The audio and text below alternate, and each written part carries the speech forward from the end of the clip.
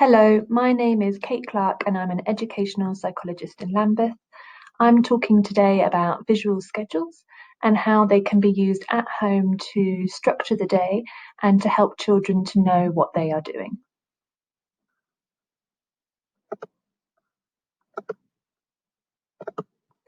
So, what is a visual schedule? Well, a visual schedule shows a child what activities or events are going to happen through the use of either objects, photographs, pictures, symbols or icons, or words. And there's an example of a home learning visual schedule here on the right. And you can see that this is a combination here of words and symbols or icons. And I really like this one because it has the time down the side as well and breaks it up nice and clearly.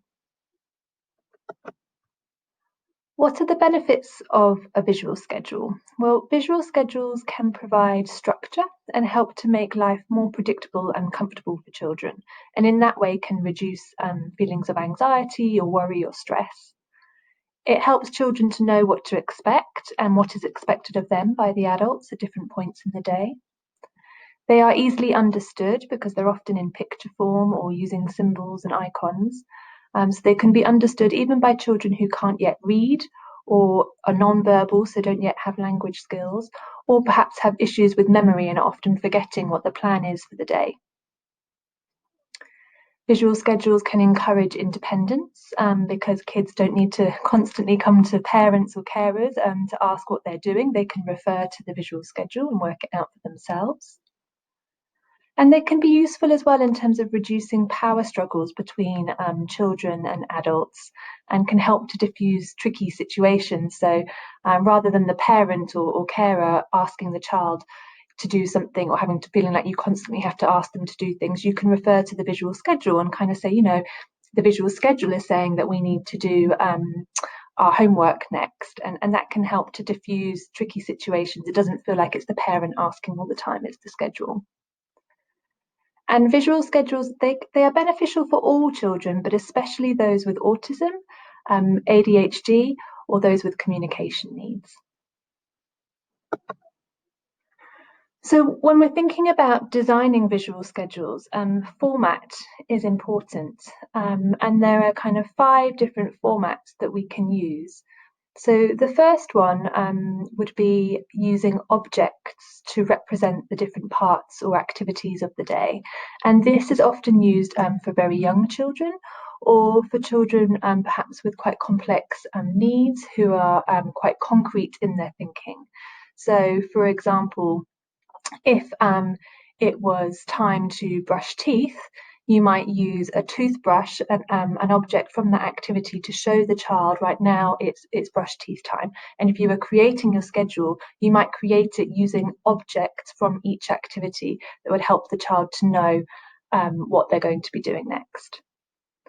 For children who don't understand drawings yet or understand that drawings represent activities or objects, then using photographs can be really helpful. If children do understand that pictures represent different activities or things going on in the world, then drawings or symbols or icons can be used. And this is particularly helpful for children who aren't yet reading. For children who are beginning to learn how to read, pairing pictures with words can be useful. And this is commonly what we see when we look at visual schedules. And if you Google visual schedules online, you'll see lots of examples of visual schedules that are made with pictures and words.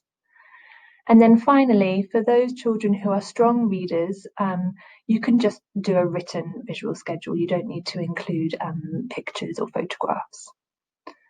So I've got some examples now to show you. So here we go. Here's some examples of visual schedules using objects. So if you look at the one on top, this is pretty much purely using objects. So we have a picture of, I imagine that's either a car or bus, so that might signify maybe going on the bus. I'm imagining that the spoon might signify a meal time. Not sure what the letter signifies, but obviously these are all things that are relevant. I imagine the 5 might represent maths. The pencil probably represents writing. So you can see how you could build up a visual schedule using objects that are meaningful to the child. And that's really important when we're thinking about visual schedules using objects. The objects have to be meaningful to the child. So they need to be objects that they routinely use within the activities that they're doing. Okay, here's an example of a visual schedule using photographs. This is a whole class visual schedule by the looks of things, and obviously one that has been created for perhaps nursery or preschool. So you can see there's the photographs. They've also got writing with this one, which I imagine is probably more for the adults than it is for the children.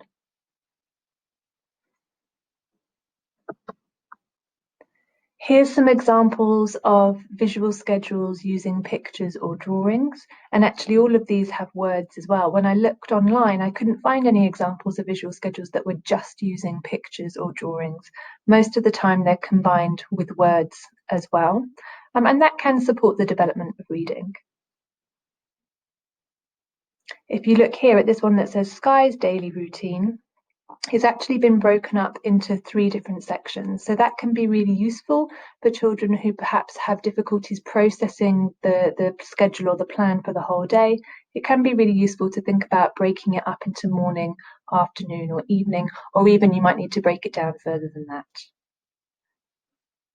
And I like, I've put these examples, the one with the washing line and the ones where it looks like they're on blue tack or Velcro.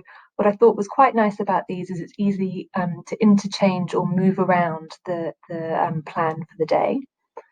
And also these 2 on the right here, what I quite like about them is they've just been hand drawn.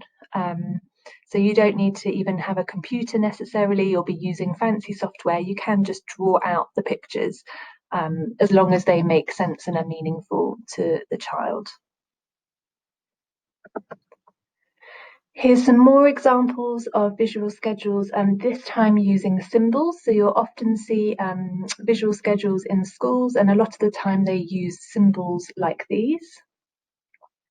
These are both showing visual schedules for the morning routine and evening routine.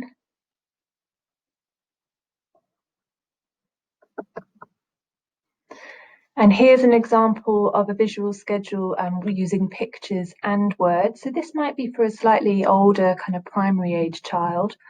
What I really like about this one is it has the times. I mean, one, I think it's very clear, but it has the times down the side. It has nice descriptions of the different activities and some nice visuals.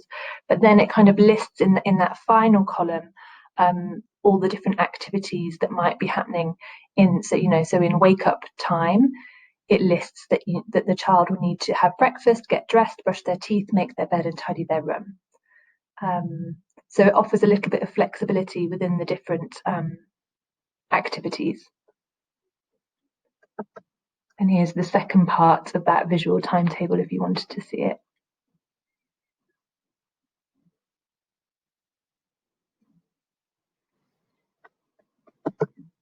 Okay, and finally, here's an example or some examples of visual schedules that just use writing.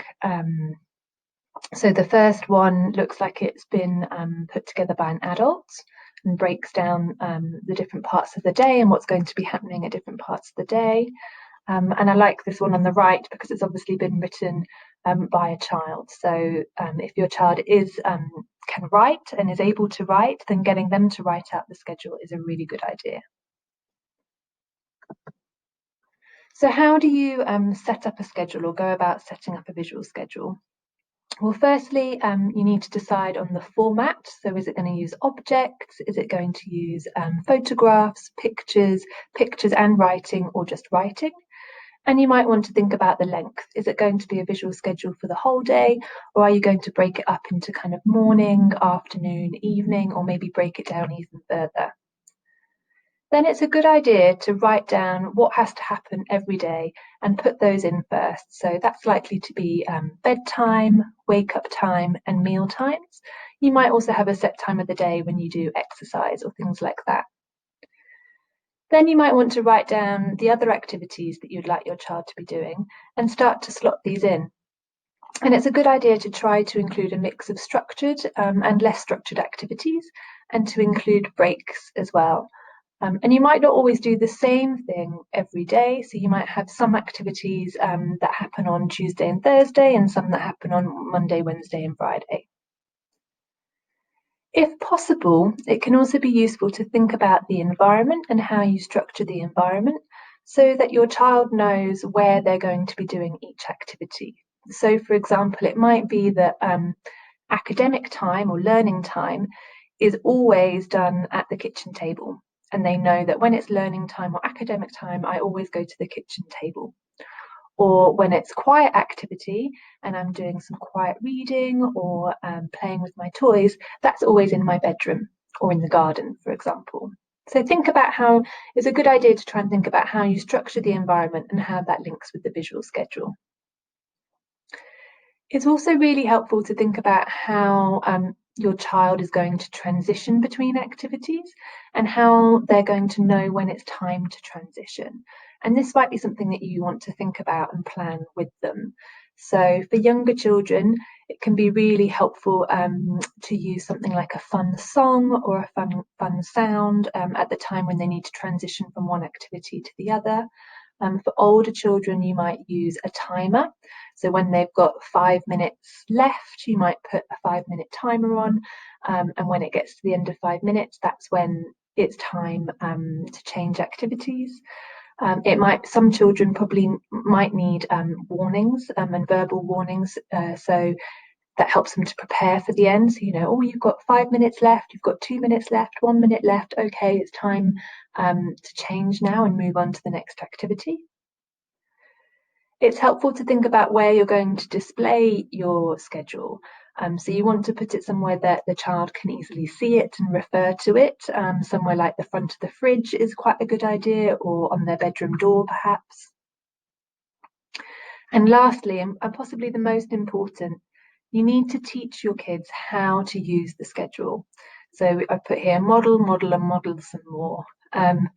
So at the beginning, it's going to be a fairly new tool and new skill for them to learn. So they'll need lots of opportunities to see you referring to the schedule and you modelling how to use the schedule. So, for example, it might be that after breakfast, you might say, oh, so it's 9 o'clock. What are we doing now? I can't remember. I wonder what the schedule says, and going over to the schedule and looking at it with your child, asking them, what does it say that we're doing next? Oh, yes, you're right. It says it's time for our exercise. So making sure that you refer back to the schedule throughout the day and model to your child how to use it.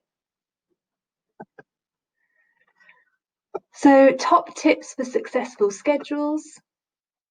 If possible, engage your kids in making the schedule and engage them in the process. You're much more likely to get buy-in from them and motivation from them in the schedule if they've been involved in making it in some way. Try to include a mix of structured and less structured activities.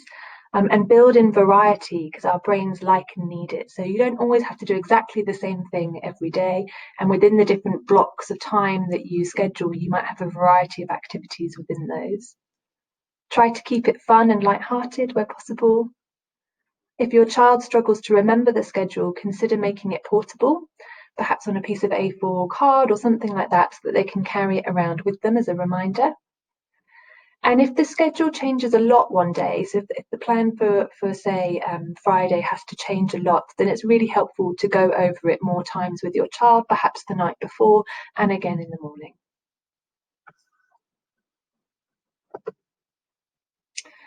So we have come to the end of the video now. I hope that that's been helpful and explained a little bit about visual schedules and how to set one up or how to make one.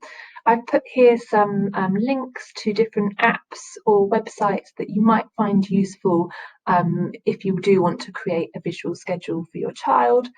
So do have a look at those. Okay, thanks for watching. Bye.